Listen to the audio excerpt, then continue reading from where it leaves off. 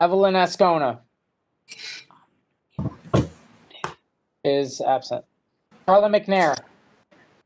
Here. Kimberly Sanchez.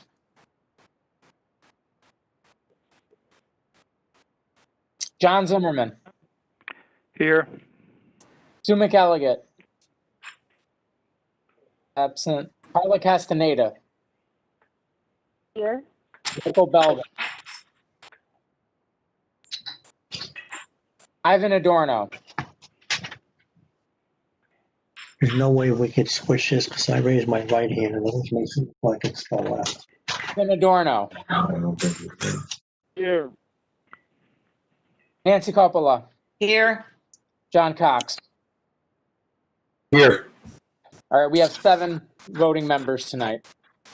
And I'm just let me do the professionals just for Katie Pinello. Okay. I'm here. Charlie Carley. Here. Todd Bletcher. Here. Aravind Ital. Present, and Mr. Chairman, we have quorum. Thank you.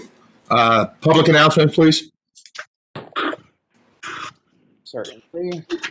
Please be advised that the notice requirements of the Open Public Meeting Act have been complied with and satisfied, and that the annual notice, which gave sufficient notice of the time, place, conduct of all public meetings of the Zoning Board of Adjustment of the City of New Brunswick, has been filed with the city clerk and placed on an appropriate bulletin board and posted in the back vestibule of City Hall, visible to the windows in the lobby of City Hall, New Brunswick, New Jersey, and has been transmitted to the official news New Brunswick, namely the Home News Tribune and Star Ledger.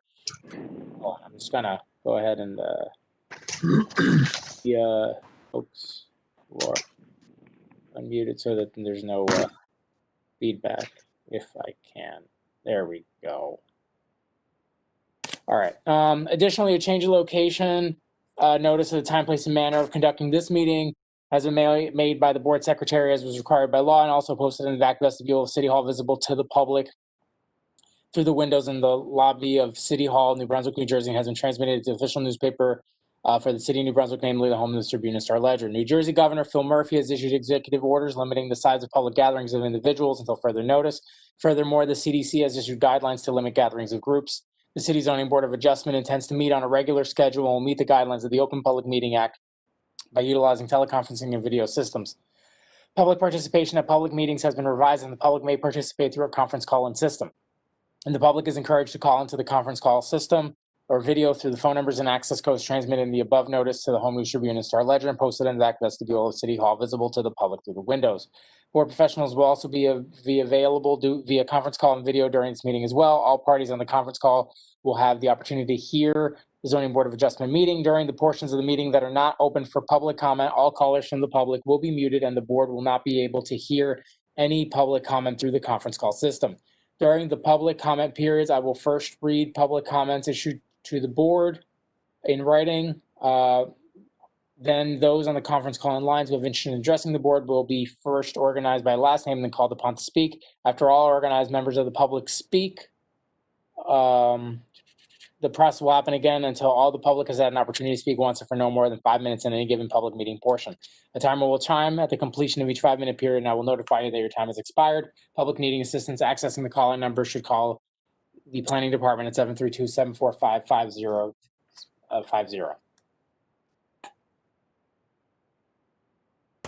Salute to the flag. I pledge allegiance to the flag of the United States of America, to the republic for which it stands, one nation, under God, indivisible, with liberty and justice for all. Minutes of the board's September 28th, 2020 meeting.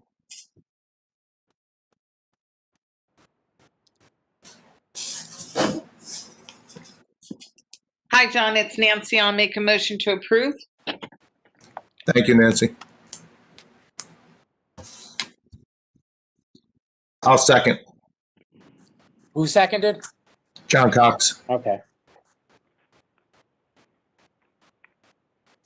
Let's Okay. Christian Sumano, Yes. John Zimmerman, Yes. Castaneda,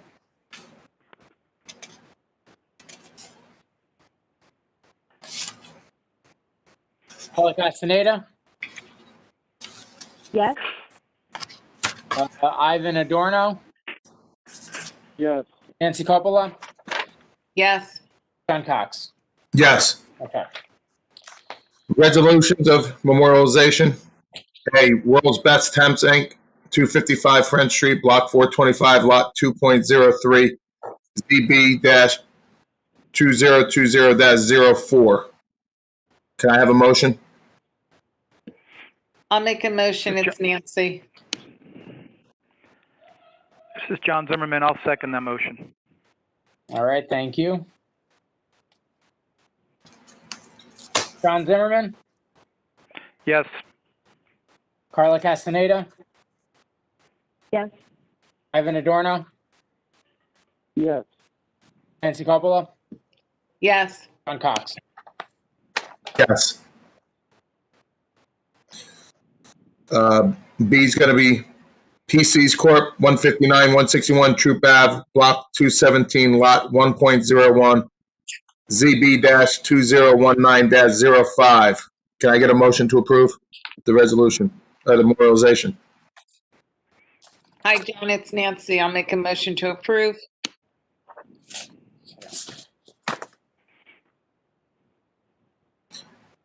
It's John Cox. I'll second. All right. Christian Sumano,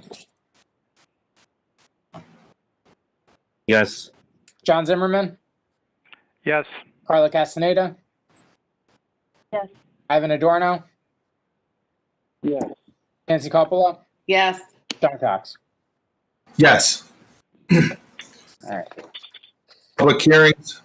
Christina Lacerda, 36 Division Street, Block 52, Lot 49, ZB-2020-16. Before we get into that, I'd just like to ask, is there any member of the board that has any conflict with this? Please speak up now.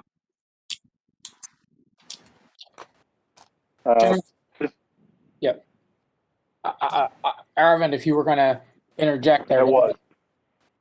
I had a conversation earlier with Nancy Coppola, and based on my conversations with Ms. Coppola, I believe that she's indicated that for 351 Somerset Street, Joseph Catanese, that she has a close friendship with Mr. Catanese and his family, and will therefore be recusing herself from this application. I believe that would be appropriate.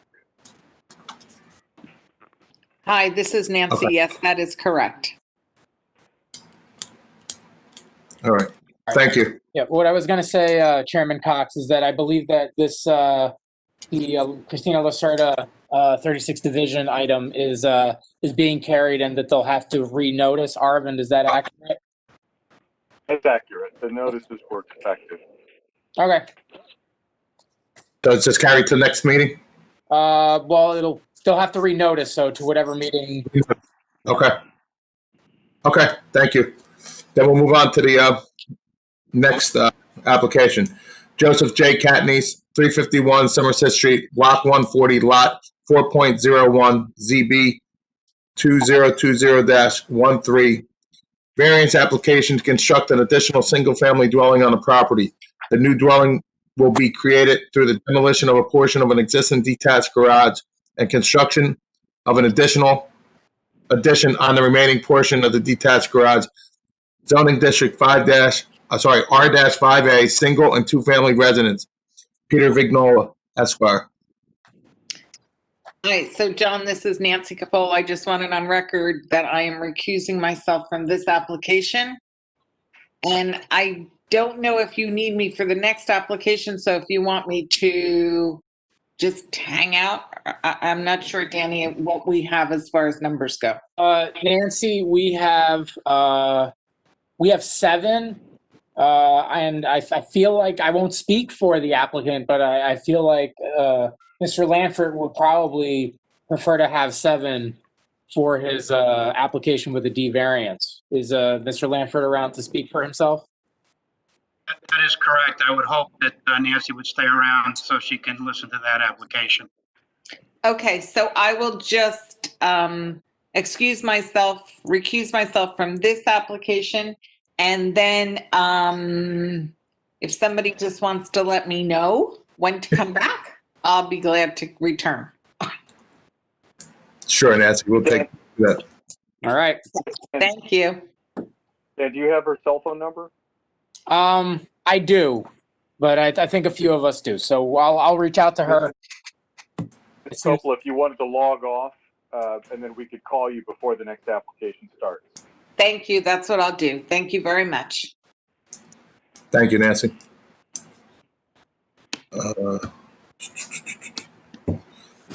Okay, so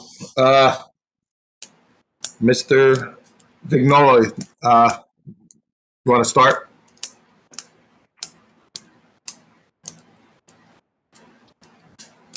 Mr. Clarkin, you're on mute. Yeah. Let me help. Yep. I got you, Jim. I unmuted you. No, now you remuted yourself. Jim, I unmuted you. You're good. I'm good now, gentlemen? Yes, you are. All right. Good evening, Chairman Cox, Attorney James Clarkin of the firm of Clarkin and Vignola for the applicant, pitch hitting for my son-in-law, Pete Vignola. I also want to recognize the board members as well as the professional staff. Property is located at 351 Somerset Street and lies within one of your R5A residential zones. Property is currently improved with a single-family dwelling and a 4-car detached garage to the rear. Applicant proposes to retain the existing single-family dwelling and to demolish a portion of the garage and to reconfigure that garage. It will be an enlarged 4-car garage. The principal part of this application is the construction of a second story on that garage structure, which would house a second residential unit, being a 2-bedroom unit. In connection with the project, the applicant requires a variance for 2 principal structures on the lot.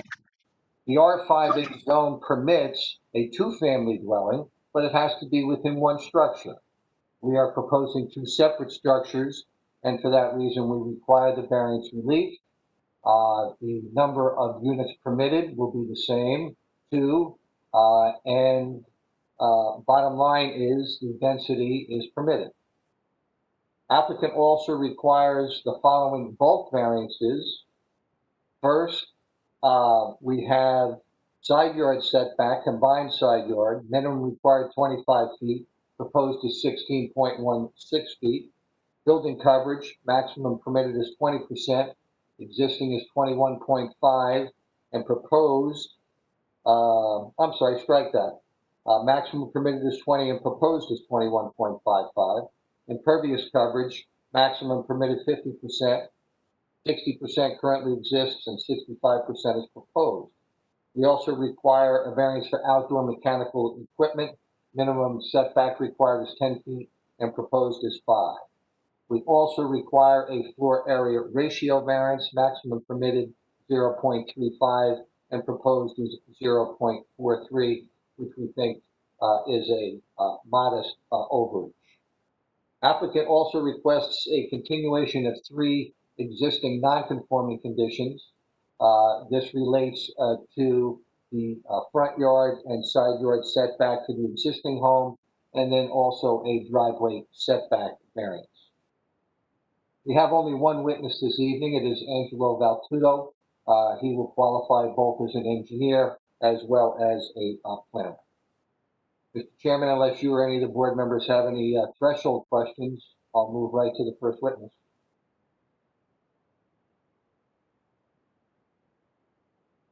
Any member of the board or professionals have any questions before we start?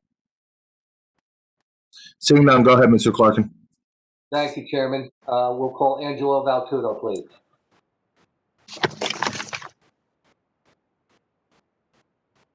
I'm on, ready to be sworn. Mr. Valtudo, your name, spell your name for the record. Sure. First name Angelo, middle initial J, last name Valetutto.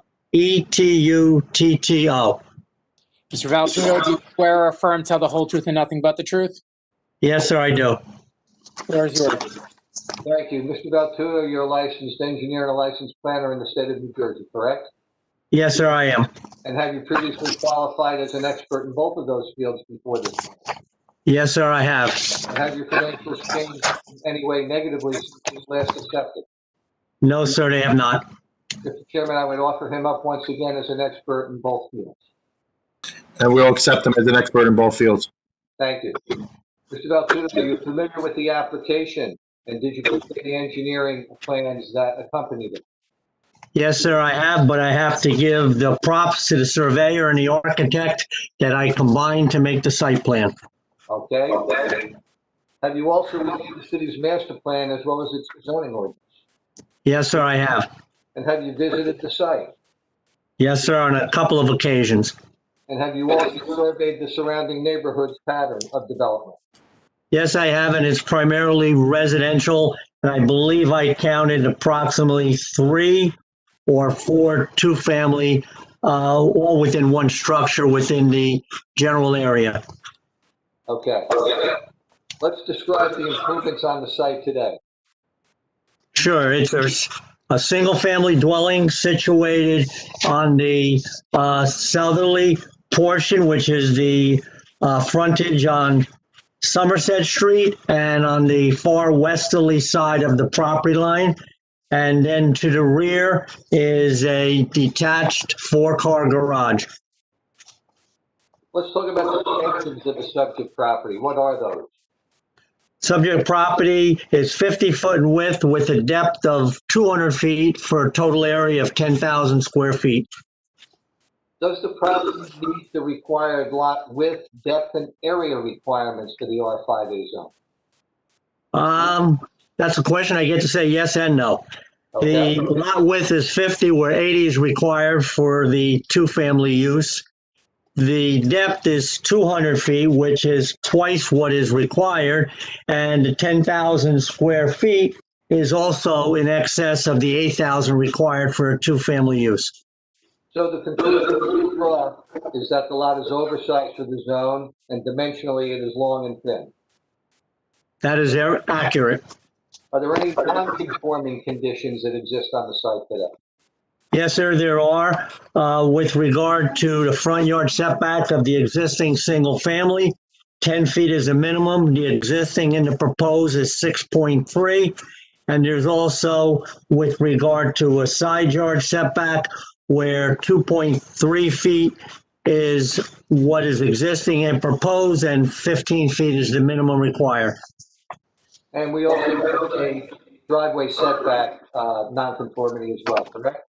That is correct. We are approximately, I think it's 2.5, 3 feet off the property line. I believe it's required to have 5 feet. All right, please review in detail the applicant's proposal. Sure. As you indicated in your opening statements, the applicant proposes to retain the existing single-family dwelling as is, while partially demolishing and reconfiguring the existing 4-car garage to provide an enlarged 4-car garage with a second floor being an apartment as a dwelling unit, A portion of the easterly side of the existing garage will be demolished in order to allow for a driveway to the rear of the garage.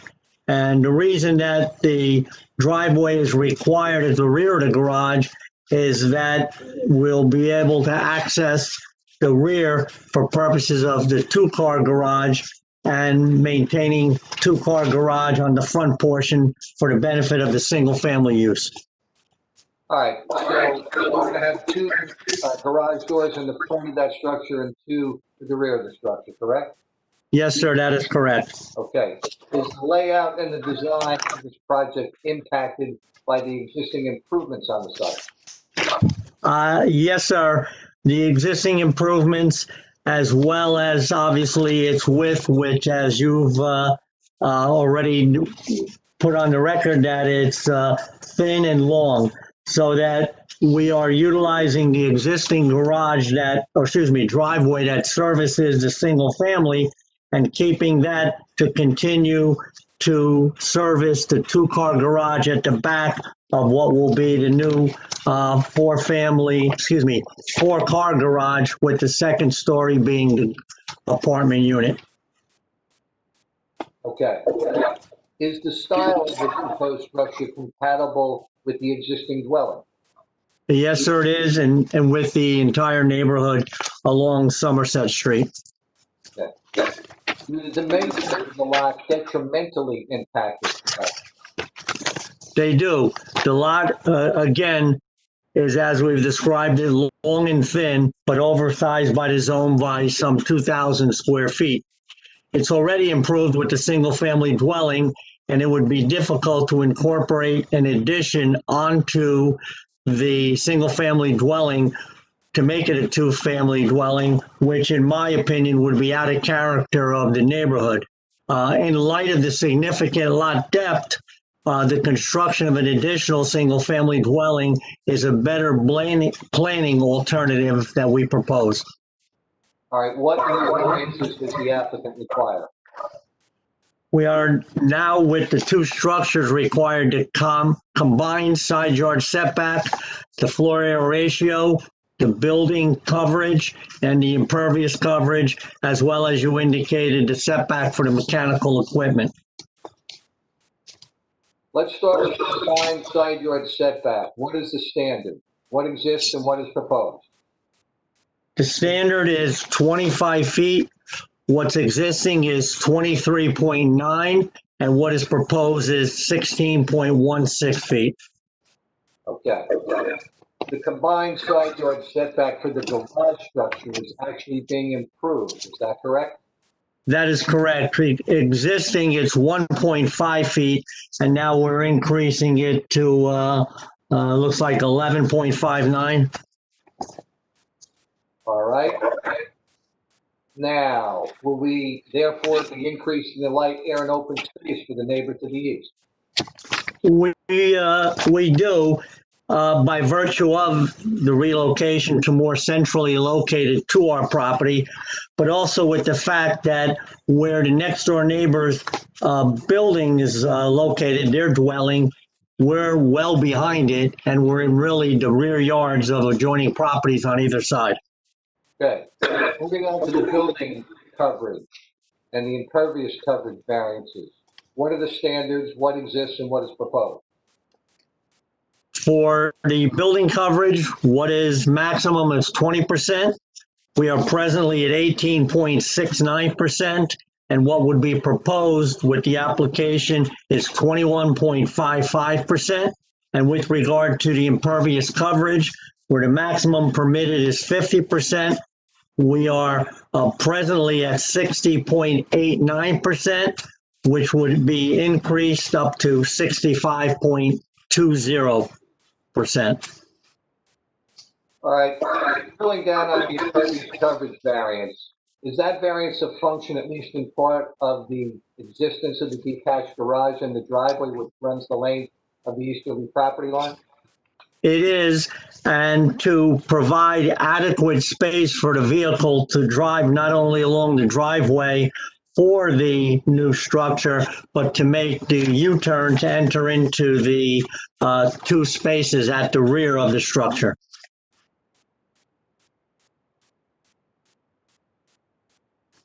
Is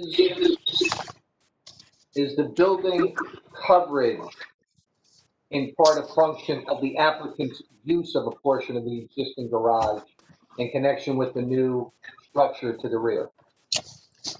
Yes, sir, it is, because as I've indicated, in order to safely have the access for the vehicles to get into the two cars at the rear of the new structure, that all adds to the impervious coverage. Right. Just as an aside, will this rear building with its second story be visible from Somerset Street?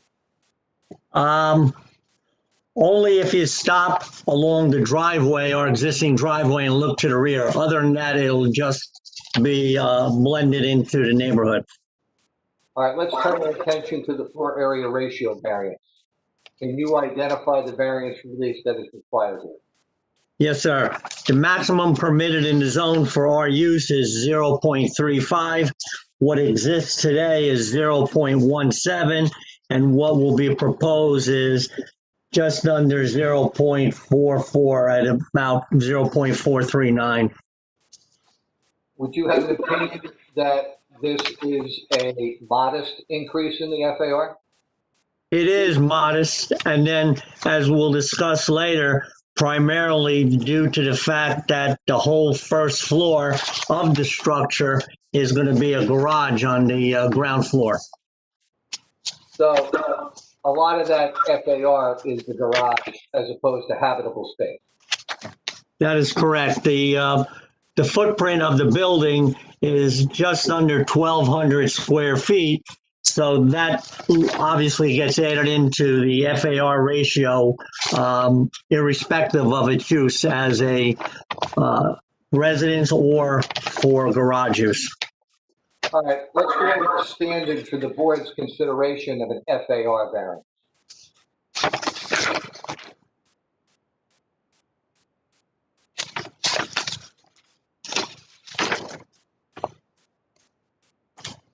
Did you hear the question?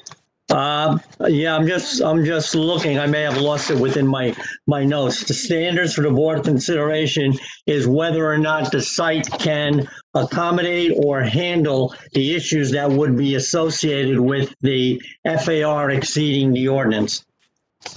All right. Even though the floor area ratio is exceeding, will the new structure to the rear comply with the setback requirements? Yes, sir. With the front and the rear, as well as with the building height, the combined side yard setback will be increased by over 12 feet and almost comply with the total 25 feet that is required by the zone at 24.06 feet.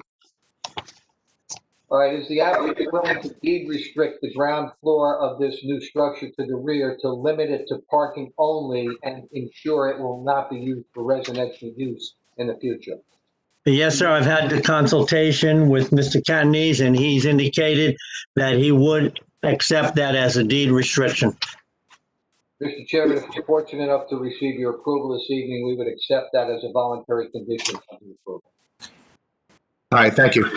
Moving on with Mr. Valtudo, in your opinion, based on the foregoing, can this property handle the issues associated with the FAR exceeding the standard? Yes, sir, because as we've indicated, the new structure will meet the front yard, rear yard, and single side yard setbacks of the R5A zone for the two-family use. Two principal structures will not comply with the combined side yard setback as indicated previously, but it will be improved by virtue of the relocation of the structure in the rear. Although the building coverage and impervious coverage exceed the requirements of the zone, there'll be, no, in my opinion, no detrimental stormwater issues on the adjoining properties. And finally, we will provide a conforming number of parking spaces. And isn't it usually the issue that would trip up an FAR? Yes, sir. Okay. The applicant also requires a setback requirement for the mechanical system. Can you address that for a moment? Sure. Going back to the fact that we are a 50-foot wide lot and are situating the building as best we can central within it, the side yard setbacks are approximately 10 feet on the side of the dwelling where we'll be looking to put the mechanical component so that the setback would be reduced to somewhere between 5 to 6 feet. All right. How do you justify granting these new variances? In my opinion, the flexible C2 analysis, we look to identify the benefits and any detriments from granting the variances and then do the balancing process. In this particular case, the granting of these variances will allow the applicant to create an additional residential unit on a property in conformity with the use restrictions in the R5A zone. Do you see any detriment if these variances are granted? In my opinion, I do not. We are providing the requisite off-street parking spaces, which is certainly one particular issue. But secondly, that the variances we're seeking will not adversely affect the adjoining property neighbors in terms of impairing their light, air, open space, and that the variances in total are very modest in scope. All right, taking into account the benefits that you testified to and your discussion of the detriments, when you do the weighing process, how does it come out? That the fact is that the benefits far outweigh the detriments, of which I see there are no detriments. All right, let's address the two prongs of the negative criteria. Let's start first. Can these variances be granted without substantial impairment to the intent and purpose of this city's zone plan and its zoning ordinance? Yes, sir. In my opinion, it can because the applicant's use is consistent with the zone plan. And as to the variations from the zoning ordinance, once again, in my opinion, they are modest in their scope. All right, can the variances be granted without substantial detriment to the public good? Once again, yes, the fact that the scope of the variances are modest plays a part in the conclusion, but more importantly, and as I previously mentioned, there are no substantial detriment to light, air, and open space to any of our adjoining neighbors, and that the light, air, and open space of the neighbors to the east is actually substantially improved from where they presently exist with the location of the existing four-car garage. Can the existing nonconformities on the site be continued without any substantial impacts to the public of the zone plan?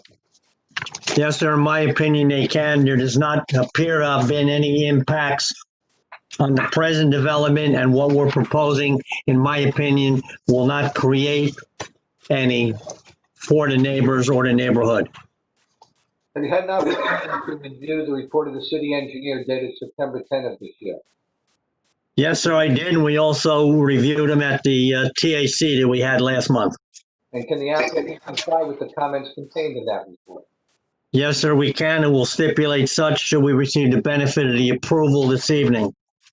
Specifically directing your attention to comment number 6, can the applicant comply with the rate of runoff requirements?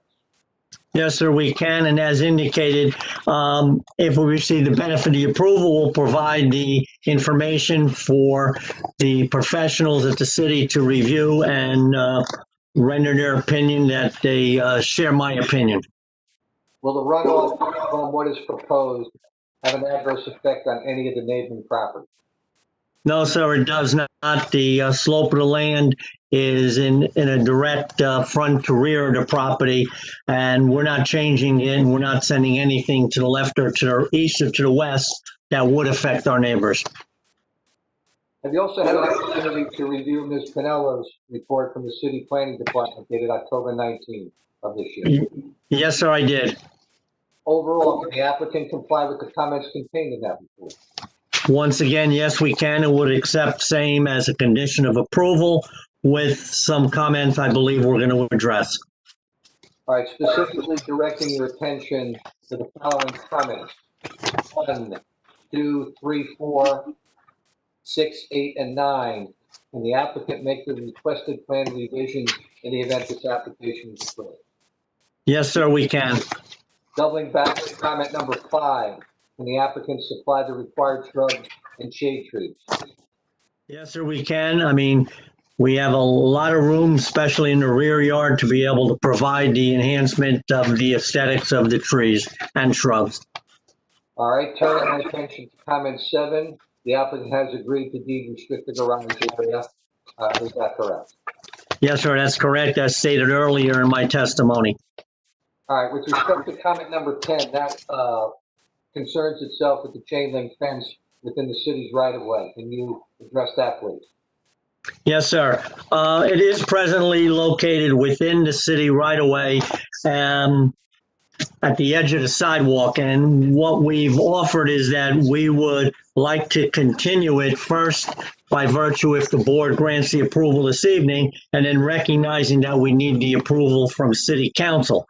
And the reason is that if we shift this back, what it would do would provide a area or a target area for pedestrians walking by to just drop litter, something that has not been a particular issue based on the location of the fence where it exists today. Finally, with respect to comment 11, will the applicant supply the required trees or contribution? Yes, sir, but I'm very certain we can provide the trees and do so on our property. Mr. Chairman, board members, that concludes his direct testimony. He's available for your questions, as well as those of the public. Thank you. Any member of the board or the board professionals have any questions for this witness at this time? Excuse me, sir. Hold on one second. Hold on. Arvind, I just unmuted you. We have to open them up to cross-examination, I guess, technically? No, we don't. No? The board, No. yeah, the standard procedure for the zoning board is that we go to board member questions and then any public comments. Okay. All right, works for me. All right, I'll unmute other members of the board if anyone has any comments. I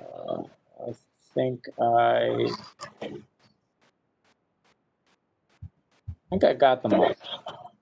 Any member of the board have any questions or comments for this witness? No. All right. Hey, Dan, does any board professionals have any questions?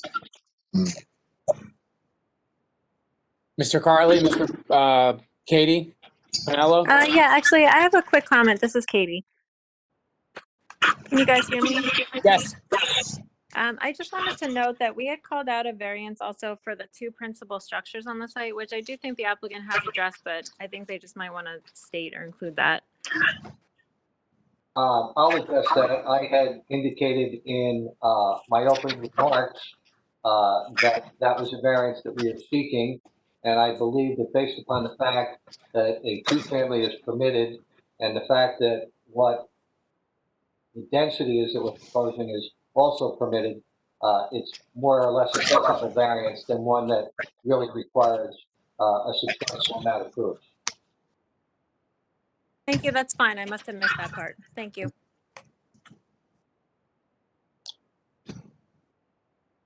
All right.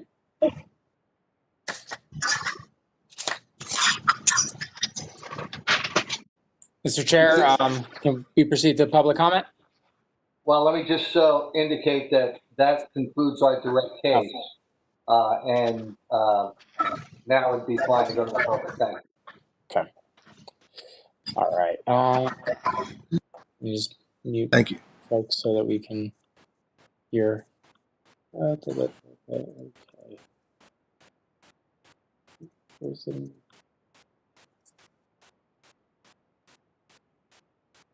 Weird feedback issue. All right. I am, let me just do my thing so I don't screw this up. All right, at this moment, we are preparing to open the meeting to public comment on this application for 5 minutes per person in order to assure that the Zoning Board of Adjustment can hear from the interested public and that the public can hear public comments. I will organize the speakers in order by last name. In a moment, I will unmute the public call, and at that time, I will ask those with the last name starting with A to provide me your last name, first name, and home address. I will confirm that the information is correct, and I will move on to the next person alphabetically from A to Z. Upon completion of asking for all last names from A to Z, I will ask one more time for anyone who may want to be placed on an initial list of speakers. We will then move through the list of speakers by calling the person by name and permitting them 5 minutes to speak. Once we complete the list, we will once again check to see if anyone else would like to comment.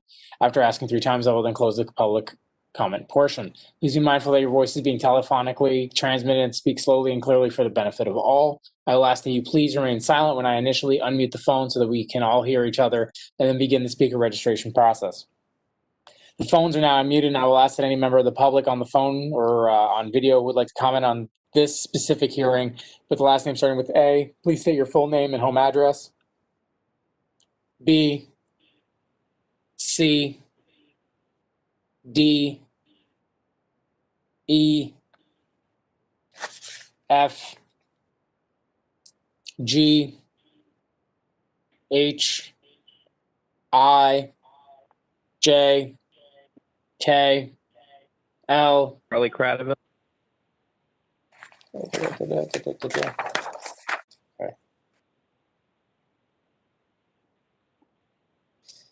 Noted, Mr. Cradaville.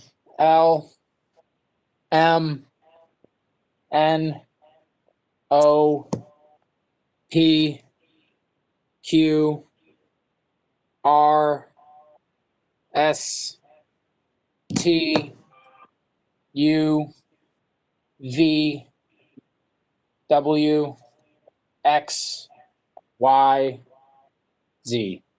If there's anyone on the call who wanted to do public comment on this specific application and did not get a chance to get on the initial list, I'll add you.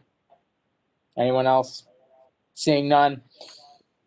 Mr. Cradaville, it's your time to speak. Mr. Cradaville, can you please state your name, spell your last name for the record? Certainly. Charles Cradaville, Kratovil. Mr. Cradaville, do you swear or affirm to tell the whole truth and nothing but the truth? Yes, I do. All right, your clock is on. Thank you. Good evening, members of the board and professionals, Mr. Clark and everybody else. Just a couple quick questions tonight. I wanted to ask, and forgive me if I missed it in the presentation, how many units total are on the property? Is it just one The housing second unit? unit is proposed. I'm sorry, I didn't hear that. I said there is one residential unit currently on the property, and a second residential unit is proposed. Okay. And the existing one, is that a rental property? Has that been used as a rental? The answer is it's used by a family member. Gotcha. And the applicant plans to rent out the other unit? No, it's also going to be used by a member of the family. Okay. Well, thank you very much for answering my questions. Have a good evening, everyone. Thank you, Mr. Cradaville. If there's anyone else from the public who would like to comment on this specific application, I'll add you to the list of speakers. Anyone else? Last call. Seeing none. Chair? Chairman, 30 seconds to sum up. Sure, go ahead, Mr. Clarkin, please. The planner witness testified credibly that both the positive and negative criteria has been met for the floor area ratio variance, the new bulk variances, and the continuation of the existing non-hyphen conforming conditions. An FAR, which I think is the principal variance here, it's modest in scope, and the most important point is this property, because it's oversized and has that tremendous depth, can easily handle the FAR. As I pointed out previously, the most important issue a lot of times in the city with the FAR is having a conforming number of parking spaces, which we do. Request your approval. I recognize there are only 6 board members eligible to vote. And although we're entitled to 7, we will go for a vote with the 6 members. Thank you, Mr. Clarkin.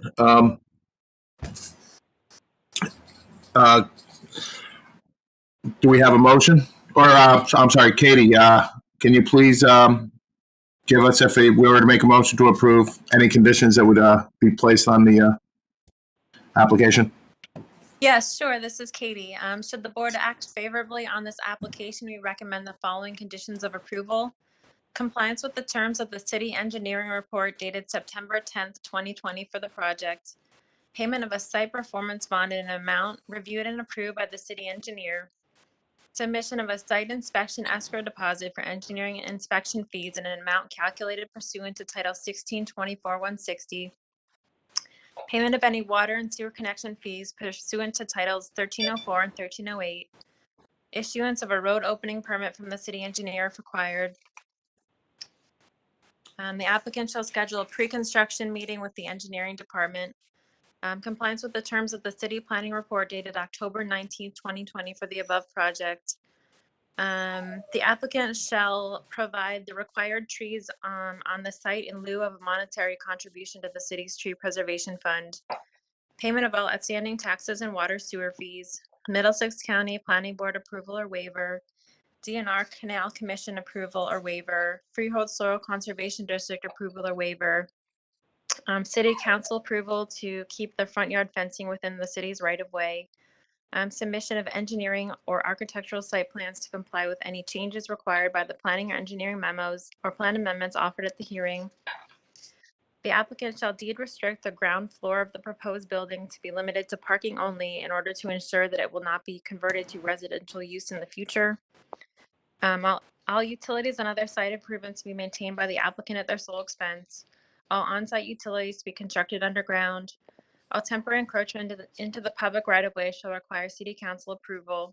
All construction and staging shall be done on site unless an encroachment allowing into the public right-of-way is approved by city council. Streets shall be kept clean of sediment and debris. The applicant shall cause the streets to be cleaned if directed to do so by the Director of Public Works. Tracking pads shall be installed at all construction exits. Replacement of damaged streets, curbs, and sidewalks as per the direction of the city engineer. And the applicant has requested the following variances. 8D4 FAR variance. Existing conditions are relating to front yard setback, single side yard setback, and the building height of the existing building on the property. New variances are requested for combined side yard setback, building coverage, impervious surface coverage, lot width, 2 principal buildings on the site, and outdoor mechanical equipment setback. And then we have a design waiver, which is existing and will continue for the driveway setback to the property line. And that's all. Thank you, Kate. Do I have a motion for, Excuse me, John, just, I have to add one. Sorry, Katie. We need to add a condition for compliance with the city's water service system ordinance. The creation of the new unit will require them to replace the water service into the building. So we'll need that to be one of the conditions on the application. Is that an ordinance requirement, Dan? Yes, I mentioned it to Peter at the last TAC. If any additions, new constructions, if the piping is before 1987, from the main to the house, it has to be replaced. All right, thank you. all right, thank you, Dan. Do I have a motion from a board member? If you give me a second, John, I'll unmute all the board members to ensure that they're all able to, since some of them are on the phone. So just, I apologize, but just give me 1 second. No problem.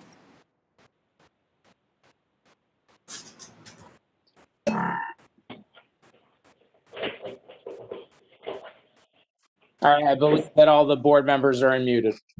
All right. Do I have a motion from a board member? Yeah, this is John Zimmerman. I'll make a motion to approve. This is Christian Somano. I'll second. Okay.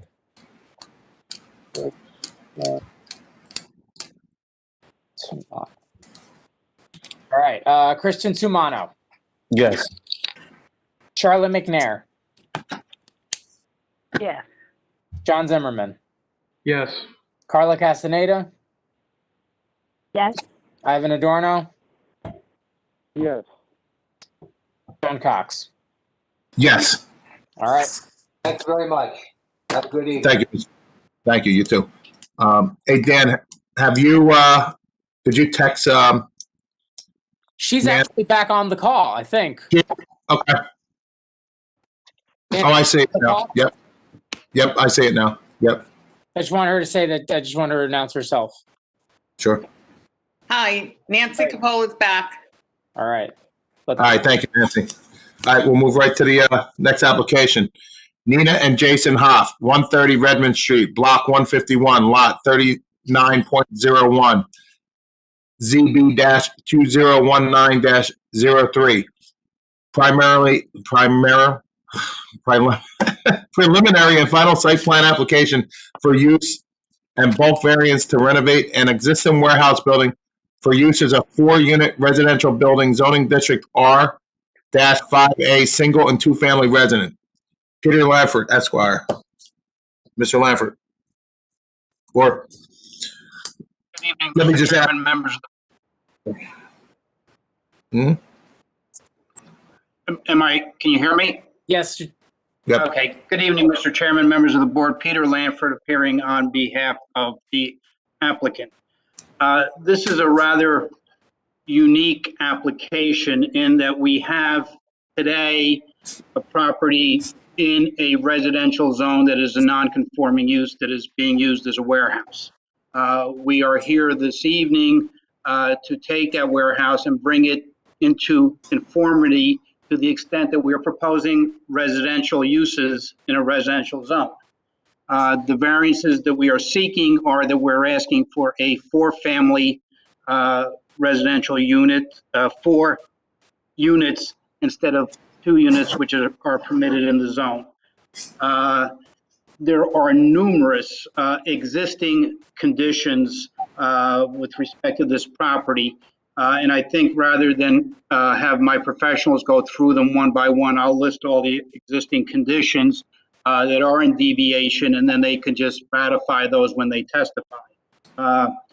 First of all, the lot is undersized. The zoning ordinance requires 8,000 square feet. The lot is 5,500 square feet. The lot width is required to be 80 feet. It is 55 feet. The front yard setback is required to be 10 feet. The building is at 0 feet. The minimum side yard setback, 15 feet is required, and the building is set back 2.05 feet. The side yard combined setback requires 25 feet. We're at 24 feet. The rear yard setback, 40 feet is required, and 0.06 feet is existing and proposed. And then the building coverage, your ordinance allows 20%. We're at 46.05%. All of those are existing conditions on the property with the existing building, and none of those change as a result of this application. There are new variances that we are seeking. One, as I indicated earlier, is going to be a use variance, since 4-family or multifamily buildings are not permitted in the R5A zone. So that will be a new variance because we're seeking to have it converted to 4 units rather than 2. The impervious coverage, the ordinance requires 50%. It is currently over at 51%, and we are proposing to move it to 62% to provide additional parking on the site. The FAR 0.35 is required. 0.82 is already existing, and we're proposing 0.92. Parking spaces, 8 spaces are required. There are 0 that are existing, and we are proposing 3 spaces. The buffer requirement to an adjacent residential use is 5 feet. Our driveway is 3 feet from the property. And then the screening of 6 feet high for the parking area, there's a requirement, and we are not providing any. So those are the variances that we are seeking. I do have the applicant, Mr. Hoff. I don't know if Mr. Hoff has been able to get on video because he was not earlier this evening. If he can, I'll have him testify, as well as my architect, the site engineer, and my planner. Also, Dan, if the plans are available for viewing by the board members, it may make the application go quicker if you can put them up on the board. Peter, I'm here. Chase.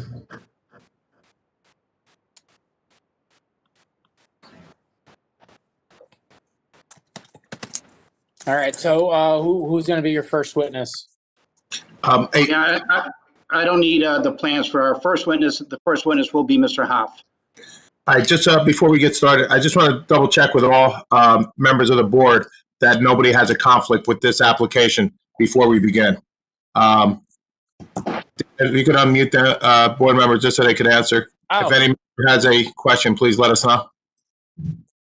Has a conflict with this application, please let us know.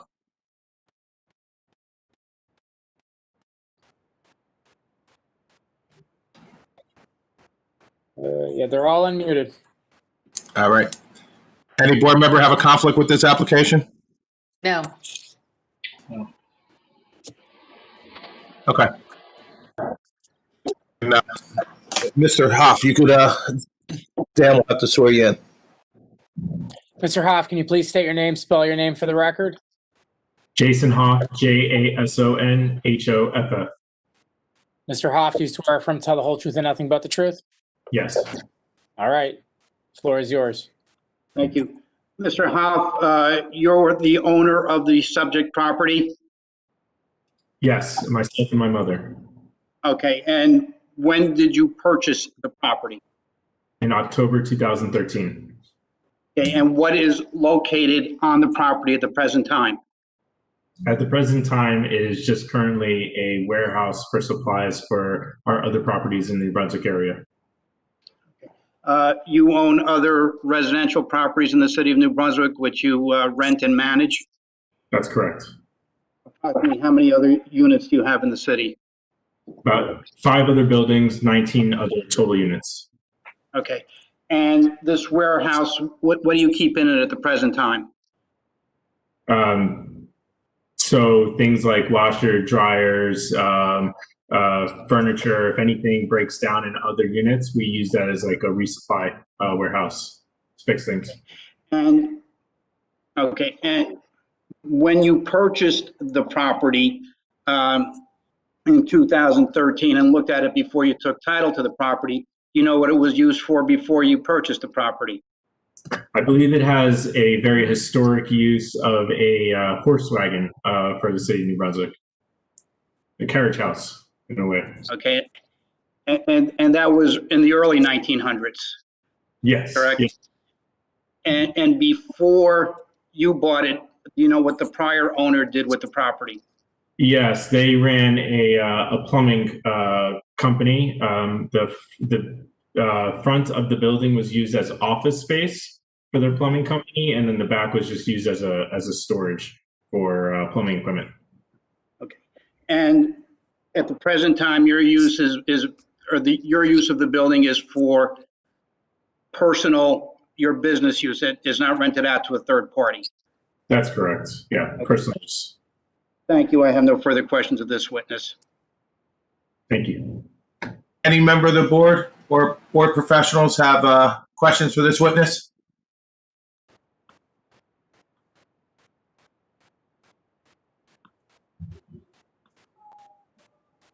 Seeing none, please go to your next witness. Ms. Chefmaker? Hello? Can you hear me okay? Yes, we can. We're just going to wait for Dan to swear you in. Ms. Chefmaker, can you please state your name, spell your name for the record? Susan Chefmaker, SUSAN, SHEFFMAKER. Thank you. Ms. Chefmaker, do you swear affirm to tell the whole truth and nothing but the truth? Yes, I do. It's yours.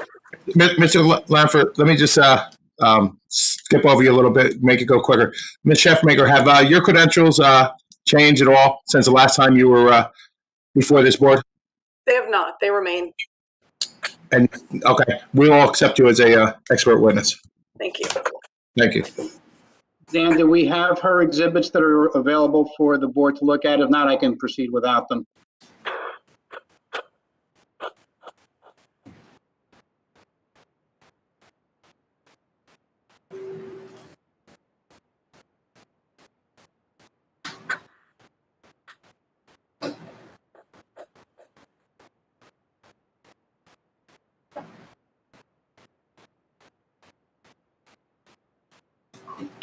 Susan, while Dan is bringing up the reports, you are familiar with the subject property?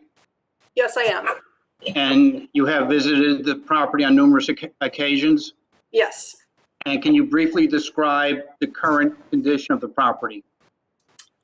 It's a brick and block structure. It's in fairly good shape. The front is 2 rooms in the brick section that are accessed off of the driveway. And those rooms appear to be storage, and there's a loft storage space above each. As you go to the central space, it's a large warehouse with a mezzanine above. And there's a small office in the front of that. And then at the back, there's another warehouse space with an overhead door leading to it, and that's in the rear brick section.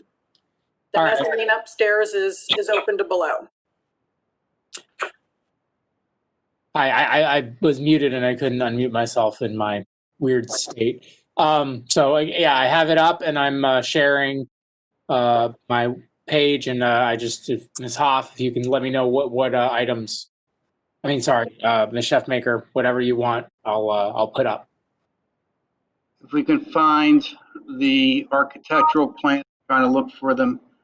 Dated June 8th or? The most recent ones, I think they were June 8th. Okay, I will. June 8th. Yep. Okay. Sheet Z2 is the plans. That's the elevations. So okay, Z2. Okay, Susan, while he's getting that up and looking at the building, thank you. Let me try to rotate the screen. All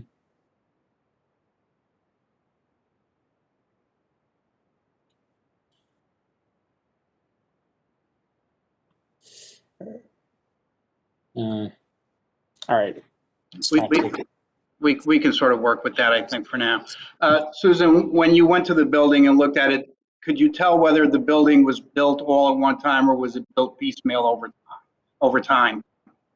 It's a solid unified structure, but the central part is concrete block and the front and rear are brick. So, I mean, it seems to be one unified structure at this time.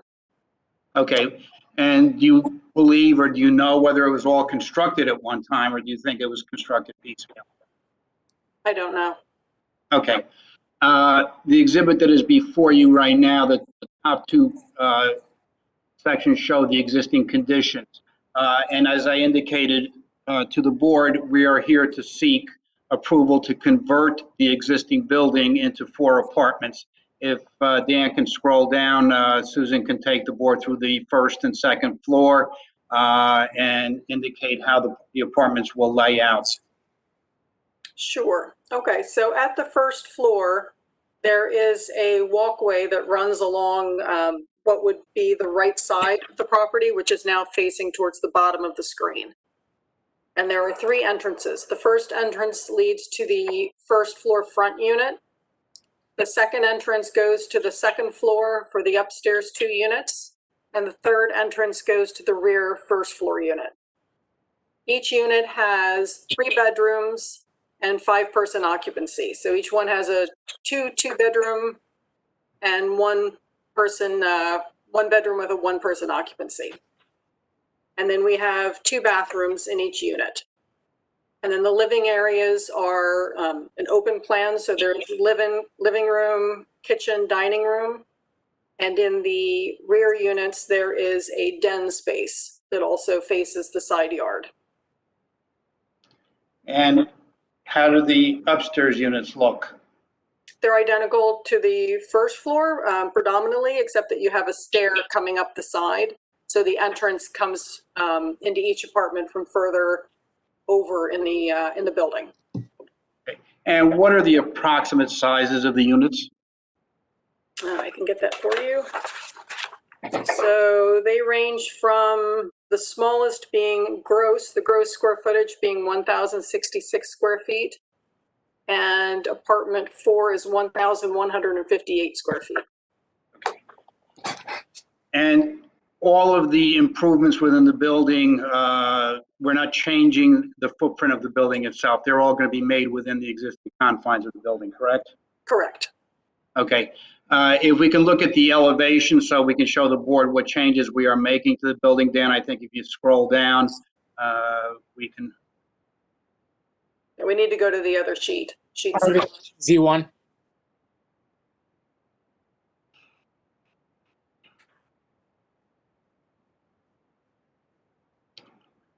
okay, yeah, I think that one, if we can flip it, would be nice. If we can't, we'll bring it. Trying to see. I've been Googling how to flip the screen. Or we can teach the members how to tilt their heads.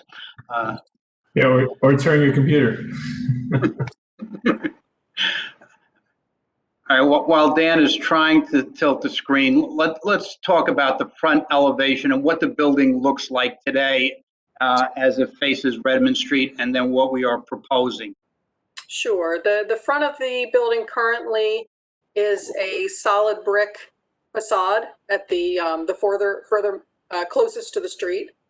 And the recessed area is an overhead door with concrete block above. And what we're planning on doing at that facade is inserting residential sized windows and eliminating the overhead door, and then infilling that section and adding windows there, and also covering over all of the concrete block with a hardy board siding or some or similar siding. Okay. And then if we look at the screen, to the left, that would be the right side of the property as you're looking at the property from Redmond Street? Correct. Okay, and can you indicate what the building looks like today and what changes we are making to the building? Sure. So the front portion is brick and the rear portion is brick existing, and the whole center section is currently concrete block. So we are, again, keeping the brick and inserting windows where needed at the bedrooms and kitchens. And then the center space over the block will become a hardy board siding, or something similar. And then we are adding 3 porch roofs over the entries with steps and a patio. And we could, I know there was a comment about accessibility. We could certainly put a ramp leading up that walkway, which would then make that third ground floor unit accessible. Okay, and then taking the board around to the rear of the building, is the building today at the rear a solid brick wall again? Yes, the rear is currently brick, both the rear and the left side, because of the proximity to the property line. We can't get operable windows on those facades, but what we can do is put in glass block or a fire rated block for light, for some lighting. Okay, and then going finally to the left side of the building as you're looking at the property from Redmond Street, which is shown on the top of this exhibit. Again, take the board through what's there now and what we're proposing. Sure. Similarly to the opposite side, it's brick at the front and brick at the rear with the concrete block in the center. And we are putting the siding, the hardy board siding, across the center portion and leaving the brick at the front and the rear and inserting the windows. And then along the base, as with the other side, we're going to add a brick or a stone facing to dress up the bottom edge of it. Okay. Are we proposing any lighting on the building? Yes, we have lighting at the front and over the side entry doors. Thank you. I have no further questions. Does any member of the board have any questions for this witness?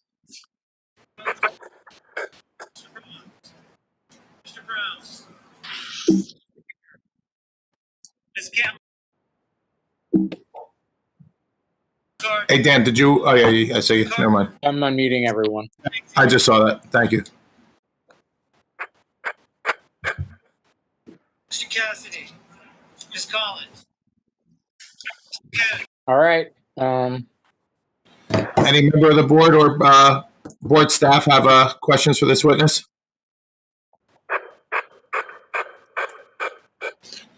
Seeing none, I guess we could go to the next witness.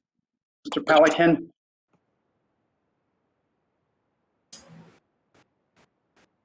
Mr. Corning. I'm here. Cortez Masto. Are you on video, Mr. Pelican? Can be. Need to be. Yep. Here we go, I think. No? Yes. Okay, here we are. Mr. Pelican, can you please state your name, spell your name for the record? Douglas Pelican, Douglas, Pelikan. Mr. Pelican, do you swear or affirm to tell the whole truth and nothing but the truth? I certainly do. Floor is yours. All right, Mr. Pelican, what is your occupation? Civil and architectural engineer. And you're licensed in the state of New Jersey? Yes, I am. And how long have you been so licensed? About 40 years. And you've testified before planning boards and zoning boards in the state of New Jersey before this evening on numerous occasions, I presume? Yes, sir. Okay, I would offer the testimony of Mr. Pelican as a licensed engineer, Mr. Chairman. We will accept him as a licensed engineer. Okay. Now, Mr. Pelican, we're going to be putting up some exhibits, which are the plans that were submitted in conjunction with this application. Now, these plans were not prepared by you, is that correct? That's correct. They were prepared by Mr. Gazali from Fisk Associates, is that correct? That's correct. And Mr. Gazali has since retired, and you have taken over this project and have reviewed the plans that are before the board this evening. Is that correct? Yes, sir. Okay. Can we bring up the site plan, please? Did the I may have missed it, but did the board accept him as a? Yes, I did. Okay. Sorry, I was looking over here to get the items ready. All right, so engineering plans, correct? Yes. All right, give me 1 second to share my screen again. All right. Which items would you like me to pull up? I think we're probably going to go to sheet 1 of 3. I think that's probably all we will need. I would think so.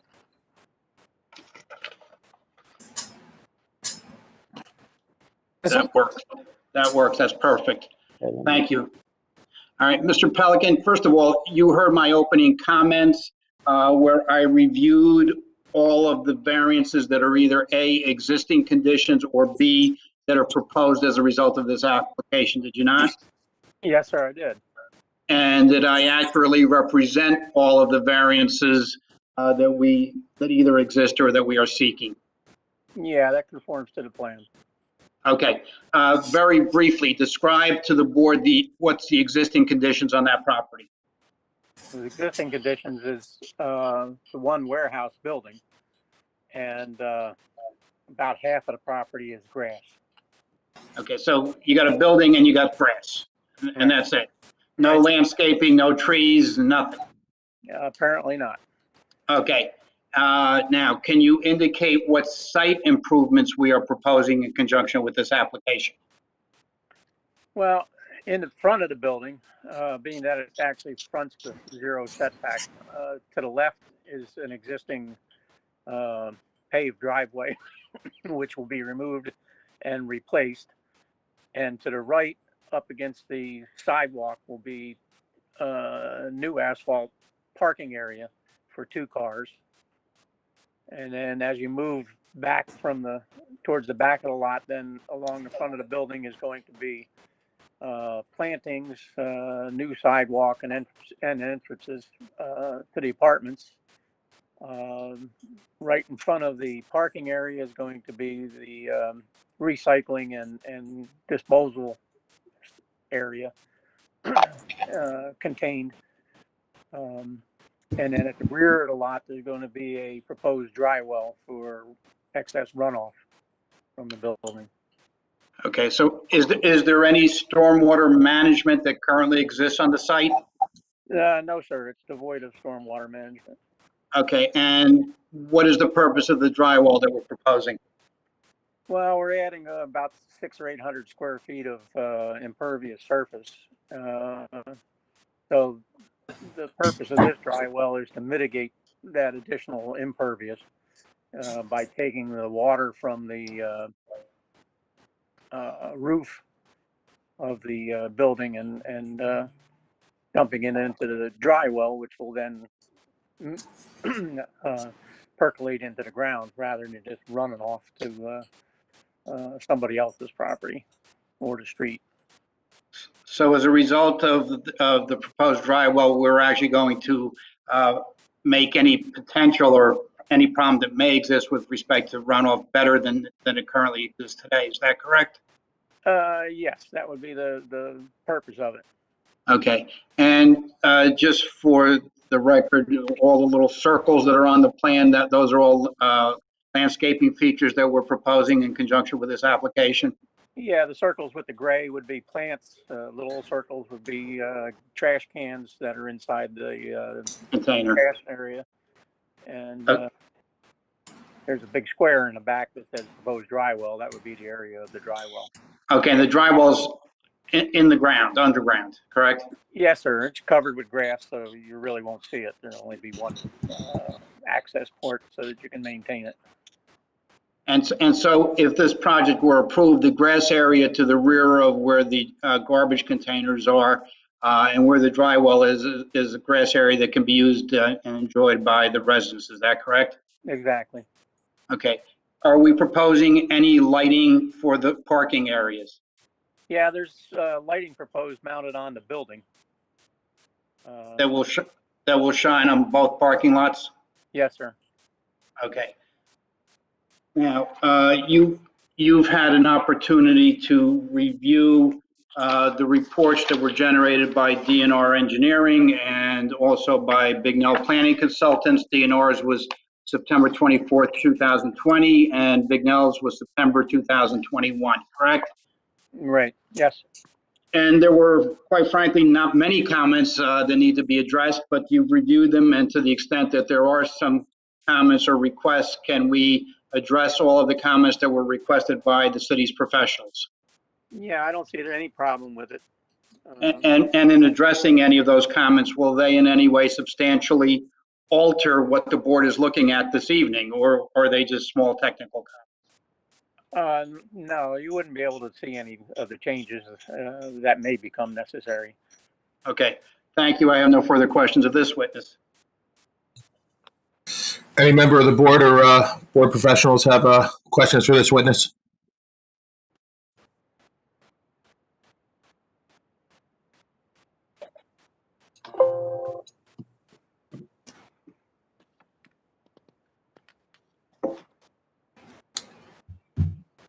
Mr. Chair? Yes, go ahead. Yeah, this is Charlie Carley, the board engineer. Mr. Pelican's testimony was spot on. This application has had the benefit of, probably a year and a half of review. Our September 24th review was our fourth review. And over that time, the site issues have been refined. So, what you have before you is what you have before you. Thank you. Thank you. Any other board professional or board member have any questions or comments for this witness? Seeing none, we'll go on to your next witness, Mr. Lanford. Mr. O'Brien. Good evening, Mr. Lanford. Dan, can you hear me? I was muted. Mr. O'Brien, can you please say your name, spell your name for the record? Yes, Dan, can you hear me? Yes, I can. Very well. Kevin O'Brien, O-B-R-I-E-N. My address is Madison House, Suite B, Madison Avenue in Rahway, New Jersey. Mr. O'Brien. Go ahead, Mr. Chair. Well, I'm not the chair, but that's okay. Mr. O'Brien, do you swear from tell the whole truth and nothing but the truth? I do. Floor is yours. Mr. O'Brien, Brian, you testified last month before this board, Yes, I did. and you were qualified as a licensed professional planner, I was indeed.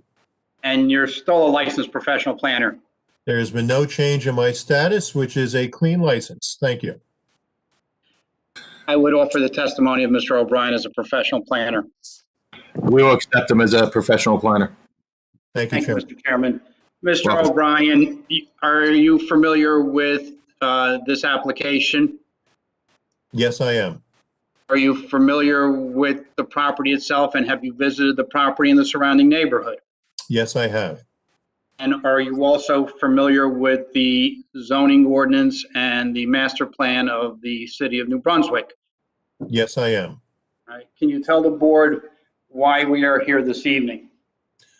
The application before you requires 2 D use variances as well as a number of C variances. The first D variance is a D1, which is for a non-conforming use in a zone, and the nonconformity that's being proposed here is a multifamily dwelling. In addition to that, we are seeking a D4 floor area ratio use variance, which requires a use variance just like a D1 and approval by 5 of 7 members of the board. In addition to that, we are looking for parking and buffer variances, as well as a number of pre-existing bulk conditions of lot area, width, and setbacks that council has enunciated previously this evening. Now, can you describe the subject property in its current state and also describe the neighborhood? Yes, thank you. The existing building is quite unique. I'm sure board members were taken by it when they went by to take a look at it. We believe that it was built around 1900 for use as a horse stable in the city. The rear building was added later. The building had been used as a warehouse for plumbing equipment and an office prior to the current owner. And as the current owner has pointed out, it's currently being used for appliance storage for other buildings that the applicant owns. The existing building is quite unique with a very distinctive personality. The proposed home is in a neighborhood of many types of uses: single and two-family homes, commercial uses, multifamily buildings, and large apartment buildings. On the block defined by Redmond, Troop, Townsend, and Remsen, there are 38 properties altogether, and this includes both sides of Redmond. And of those 38 properties, 16 are multifamilies, or 42% of all properties. The proposed use does conform to the character of the neighborhood. This represents an adaptive reuse of a very old, structurally sound building with residences. The existing non-conforming storage and warehouse use will disappear and be replaced by residential, which is in closer conformity with the residential zone. The building will be reconstructed with a residential appearance facing Redmond Street, along with entrances and parking. Stormwater will also be provided here, which I doubt any property on this block currently provides, but I would say, in my professional opinion, very few, if any. This building is also going to be providing 3 parking spaces. Taking a look at the aerial view from Google Earth, you can see there's very little parking on this block on property. There's a lot of street parking, but this is going to be one of the few buildings that will actually provide off-street parking. There is a bus stop a half block away, and the train station's about 3,000 feet away, a little more than half a mile. If this were to be converted into a conforming 1 or 2 family, a 2-family of perhaps 4 bedrooms could be located here and meet the ordinance, but our client decided that this was really not the way they wanted to go. 4-bedroom units typically are rented to non-family units. Unrelated folks could get into a dwelling unit such as that, whereas a 3-bedroom unit is one that is typical for a growing family. We believe the 3-bedroom units are a better alternative, particularly for families with 1 or 2 children, or a small family using a bedroom as a home office during these unusual days of Zoom and distance learning. Does the zoning ordinance, or I'm sorry, does the master plan give the board any guidance on this application? Yes, the 2012 reexamination, amongst its goals listed on page 13, states number 2, provision of unique, attractive, and high-quality residential areas that attract new residents with a wide range of housing and lifestyle choices.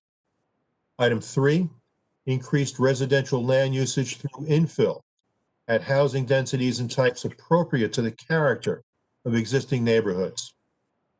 And last in Part D on page 57, there's a statement among specific changes recommended. There should be a variety of housing choices that address neighborhood housing needs. And further stating New Brunswick should create mixed-use residential neighborhoods that provide convenient, functional, and attractive housing at a variety of price points. And I believe this application supports these goals by improving and adaptively reusing a very old building that is certainly in character of the neighborhood. It's been there a very, very long time, and folks see this as part of the background in this neighborhood. It will improve this building and provide a convenient, functional, and attractive mixed-use building in a location near schools, employment, transit, and services. Mr. O'Brien, does the municipal land use law give the board any guidance on this application? Yes, there are several items that are listed in the municipal land use law, section 40:55D-2, where the purposes of zoning are listed. Item A, encourage municipal action to guide the appropriate use or development of all lands in this state in a manner which will promote the public health, safety, morals, and general welfare. Item B, to secure safety. Item G, to provide sufficient space in appropriate locations for a variety of residential uses. And I, promote a desirable visual environment. And I believe this application is consistent with those passages by providing for a safe, meaning up to date in terms of code, mixed-use building in a neighborhood that is convenient to city amenities. Now, we are also seeking some bulk variances. Can you review those and opine as to those for the board? Yes, of course. The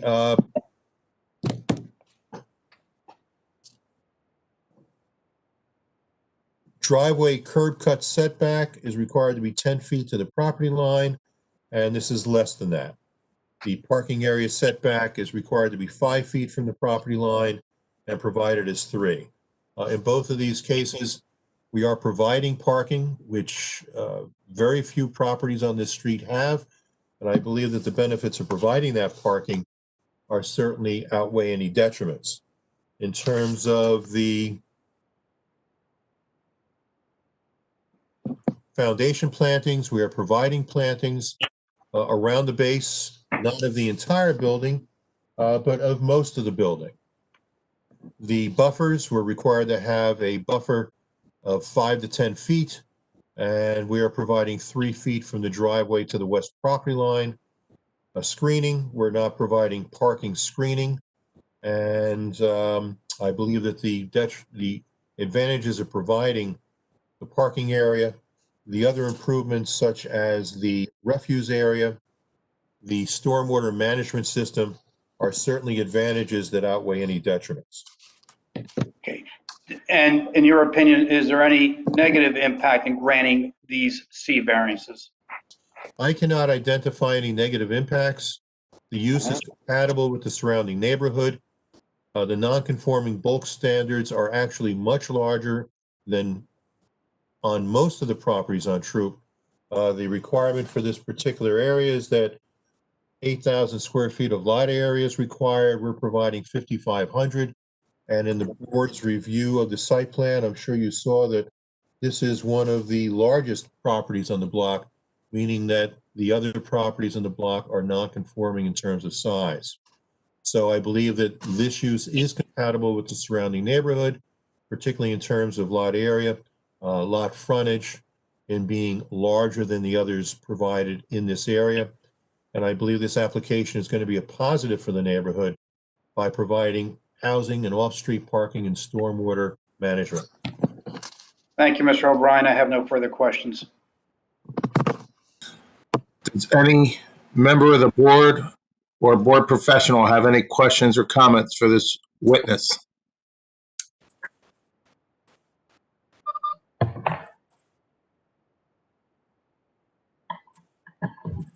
Hi, John, this is Nancy. Sure, Nancy, go ahead. I have one question. how many parking spaces are being provided for this area? For this? Three. 3, Parking spaces. And what would be the requirement? 8. 8 spaces. Total people, I think that you said 5 per unit, is that correct? That is correct. That's based on the 3 bedrooms and the size of the 3 bedrooms. It would be 5 people per unit. Okay. And is this a residential parking area? Yes. So you need a permit to park on the street? Oh, I'm sorry. I thought you were talking about the driveways. I'm not sure about the parking. I don't believe so, Nancy. Okay. I was just curious. Okay. Thank you very much. Any other member of the board have any questions? Yeah, Mr. Chairman, this is Todd Bletcher. Sure, Todd, go ahead. Sure. I just wanted to, I think Mr. O'Brien touched on it, but I just wanted to make sure that there was testimony on both the FAR violation and also the density, the proposed density of the units. Yes, I'd be happy to, Mr. Bletcher. Excuse me. The D1 use variance for a non-conforming use in a zone, you're familiar with the proofs of that, special reasons. We meet the positive criteria based on the master plan and the ordinance, and we meet the negative criteria. We have met those in the testimony I've given for the D1 use variance. I can proceed a little further in terms of the D4 and the D5.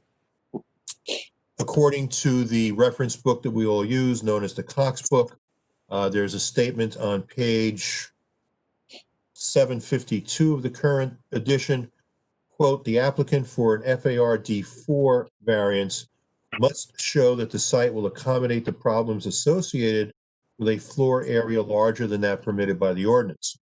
It does go on to state later that the same standard can be applied to a density D5 variance. And we believe that the problems associated with the floor area ratio and the density are properly accommodated on this site. They are not providing anything different in terms of a setback. The building exists, it's being adaptively reused. So there's no change to the exterior of the building, to its location, or in relativity to the neighborhood itself. So I believe that it does meet the standards for D4 and D5, and that the site can accommodate the problems associated with the variances.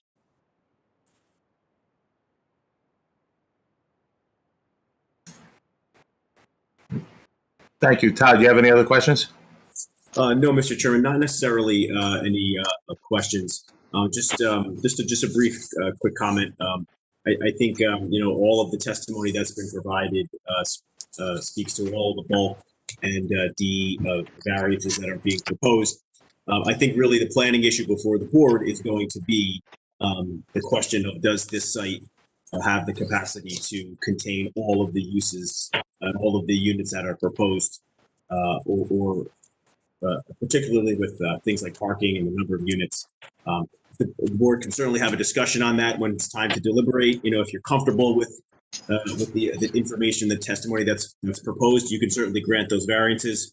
If you're not comfortable with that, you can certainly ask for clearer testimony or more information. But I think it really boils down to the question of, does this site have the capacity to accommodate the number of units that are proposed? Thank you. Any other member of the board or board professional have any questions or comments for this witness? Seeing none. Mr. Lanford, do you have any other witnesses? I have no additional witnesses. All right. Then at this time, I'd like to open up to public comment or public questions. All right. At this time, we're preparing to open the meeting to public comment on this specific application. In order to assure that the Zoning Board of Adjustment can hear from the interested public and that the public can hear public comments. I will organize the speakers in order by last name. In a moment, I will unmute the public call, and at that time, I will ask for those with the last name starting with A to provide me your last name, first name, and home address. I will confirm that the information is correct, and then move on to the next person alphabetically from A to Z. Upon the completion of asking for all last names from A to Z, I will ask one more time for anyone who would like to be placed on the initial list of speakers. We will then move through the list of speakers by calling the person by name and permitting them 5 minutes to speak. Once you complete the list, we will once again check to see if anybody else would like to comment. After asking 3 times, I will close the public comment portion. Please be mindful that your voice is being telephonically transmitted and speak slowly and clearly for the benefit of all. I will ask that you please remain silent when I initially unmute the phone so that we can all hear each other, and then begin the speaker registration process. The phones are now muted, and I will ask that any member of the public who would like to comment on this specific application with the last name starting to A, please state your full name and home address. A, B, C, D, E, F, G, H, I, J, K, Charlie Cradaville. L. Oh, noted, Mr. Cradaville. L, M, N, O, P, Q, R, S, T, U, V, W, X, Y, Z. All right, is there anyone besides Mr. Cradaville who would like to be placed on the initial list of speakers to comment on this application? Anyone at all? Seeing none, Mr. Cradaville, are you there? Sir. You're still sworn in. Your 5 minutes begin now. Thank you, Mr. Dominguez. Charlie Cradaville. I'm actually a resident of Saddam Street, just a couple blocks away from the site. And so I'm glad to see something happening there. I'm glad it's adaptive reuse and the building is going to stay. I did want to ask if anybody has information about the history of the mural that is on the side of it. Unless Mr. Hoff does, I don't. Mr. Hoff may or may not. Mr. Hoff, do you know anything about the mural? Yeah, I do know about the mural. It's nice. It's changed over the years, but it hasn't been painted for, I think it's been in the current shape since for the last like 15, 20 years. I don't know if Mr. Cardaville knows anything about it. We don't plan to paint over it, at least not initially, but happy to hear comments on it. Great. So it's possible that it might stay. Yes. Okay. Well, yeah, that's encouraging to hear. It definitely has been there a while and could use a touch up, but it is a nice thing for our neighborhood and fits in pretty well with the other muraled property at the corner of Troop and Townsend. The Civic League building, of course, has a nice mural on the Townsend Street side. So I'd encourage you to, engage with the arts community and get that to be a permanent fixture in the neighborhood. And that's basically the extent of my comments tonight. I'm interested to hear what the board has to say, and interested to maybe get to know the applicant eventually, and wish you well with the project. So thank you for answering my questions. Have a good evening. Yeah, thank you for the information, Mr. Cardaville. Appreciate it. Thank you, Mr. Cradaville. Is there anyone else from the public who would like to comment on this application? Anyone else? Seeing none? Seeing none, we'll close the public portion of the meeting. Mr. Lanford, you have any? Couple comments. As Mr. Carley stated, he's done about 4 reviews on this. This application started in April of 2019. As I stated in my opening, this is a rather unique building, a rather unique piece of property, and We took great pains to try to figure out how to best develop the property. There were discussions about putting maybe more parking where the grass area is, but that really created other problems. And we really worked hard with both Mr. Carley and Todd has given us a lot of input and guidance. The building itself is unique. We would try to preserve the character of the building, and as Charlie just indicated, it is sort of unique in the neighborhood. And I think what we have done is take the building, improve it, but yet not destroy the character of the building. We are providing some parking, which is, as Mr. O'Brien testified, really out of character with this neighborhood, in that there isn't a lot of parking, even though there are a lot of multifamily dwellings in this neighborhood. I think what the board is looking at tonight is going to be a great improvement to the neighborhood, and yet keeping the character of the old horse stable. As far as the number of units, it really is a function of how to lay them out within the building. We're not expanding the building. We're trying to make the building work. And I think, again, Ms. Chefmaker in this case, as a result of a lot of input from staff, took great pains to try to figure out how to best break out the units and have 4 reasonably sized units to be used by families or couples in this neighborhood. We've had numerous iterations of this project, some units being smaller, some being larger, but ultimately wound up with what's before the board. So I think when you're balancing everything, we are making a substantial improvement to this building, but yet keeping its character, and are providing at least some parking for the residents. I would respectfully request that the D variances be granted as well as all of the C variances. And I thank the board for its time and attention. Thank you, Mr. Langford. Board discussion. Any board members have any comments or anything they'd like to discuss before we go to ask for approval?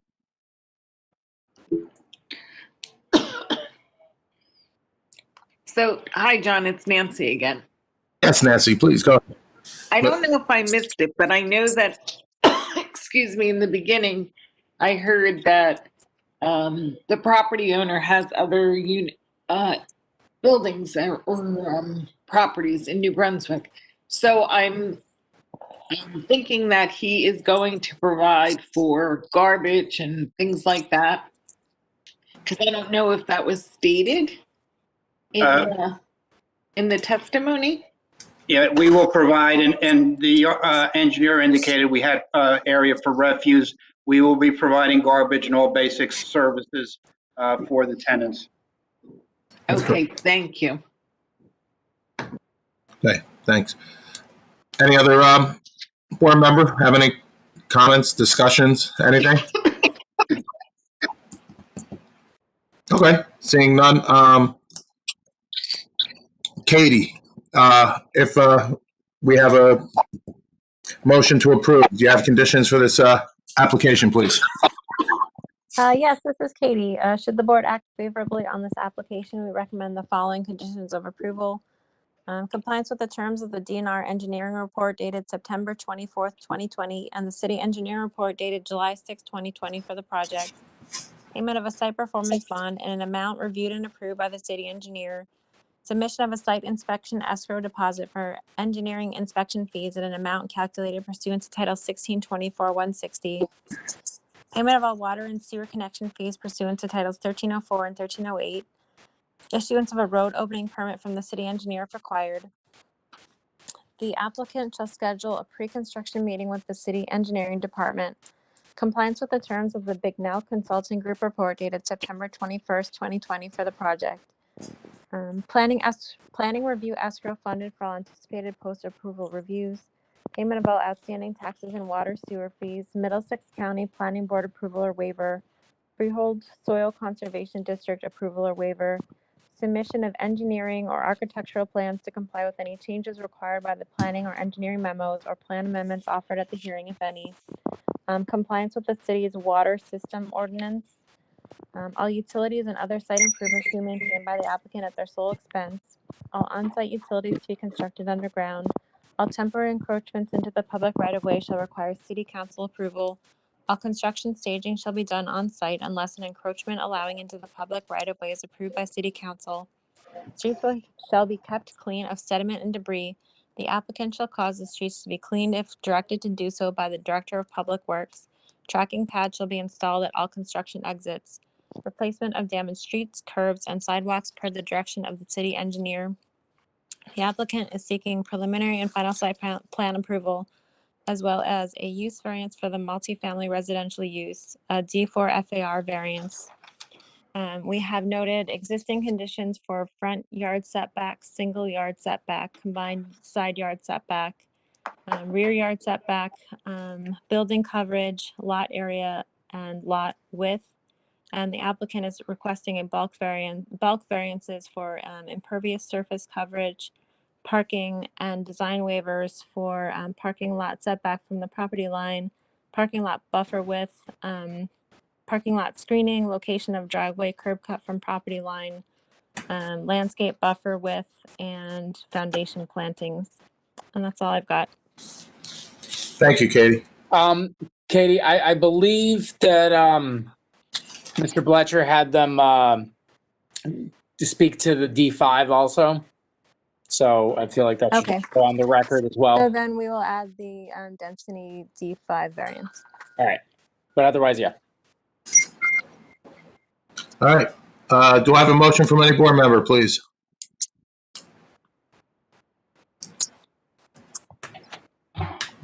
Hi, this is, go ahead. I'm sorry, go ahead, Nancy. No, go ahead. I'll just second it. Go ahead. John Zimmerman, I'll make a motion to approve. This is Nancy. I'll second it. Shock. All right. Christian Sumano, Yes. Charlotte McNair, Yes. John Zimmerman, Yes. Carla Castaneda, Yes. Ivan Adorno, Nancy Coppola, Yes. John Cox. Yes. All We right. have a- Thank you very much. Have a good evening. You too. Okay, You thank too. you. Thank you. We have discussion items.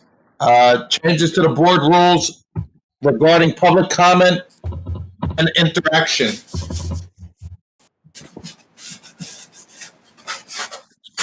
Dan, are you going to speak on that, or I think Mr. Itel should speak on that.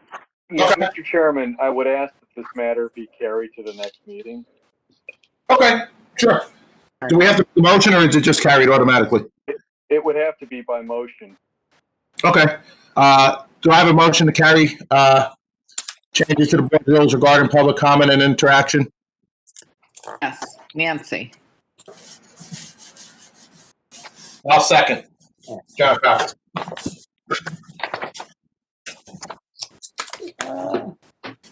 Do we do a voice vote or do we need to do roll? No, just the voice vote. All in favor? Aye. Aye. Aye. Aye. Aye. All opposed?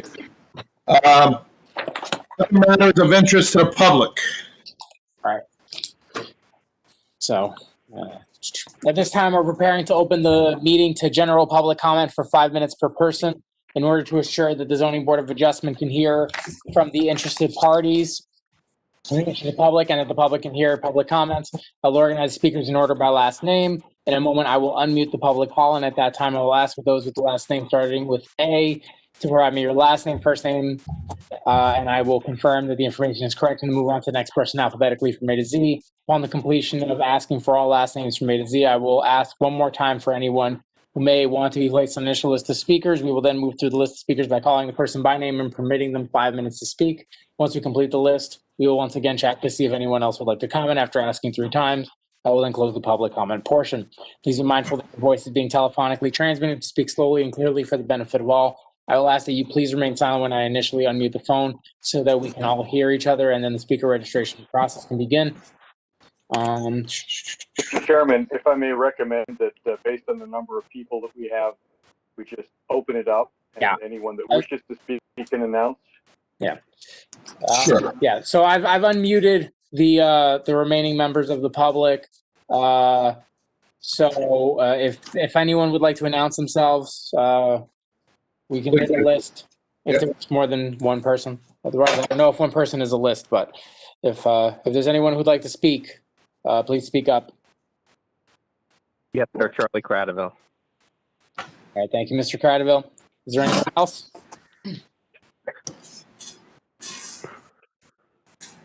Anyone else? Seeing none, Mr. Cradaville, you have the floor. Good evening. I'll be brief. I just wanted to follow up on my message that I left your secretary today, Mr. Dominguez. The application for, I forget the exact address, but the parking deck and power plant for the Cancer Institute, has that been received by the planning department yet? The much awaited application? I am not yet in receipt of the revised plans. Okay. Can I ask you, could you just let me know when they come in? Like an email? I will send you an email. They'll go up on the website, and I will send you an email to that effect, letting you know that they're there. Great. Well, that's all I had for tonight. I want to thank everyone for their service and have a good evening. Thank you, Charlie. Oh, So, Dan, can I ask a question? That has nothing to do with the zoning board, what Mr. Cradaville just asked you. Does it? It does not. Okay. I just wanted to make sure I didn't miss something. Nope. no. Yeah. No. Okay. Do I have a motion for adjournment? Yes, I'll make a motion to adjourn.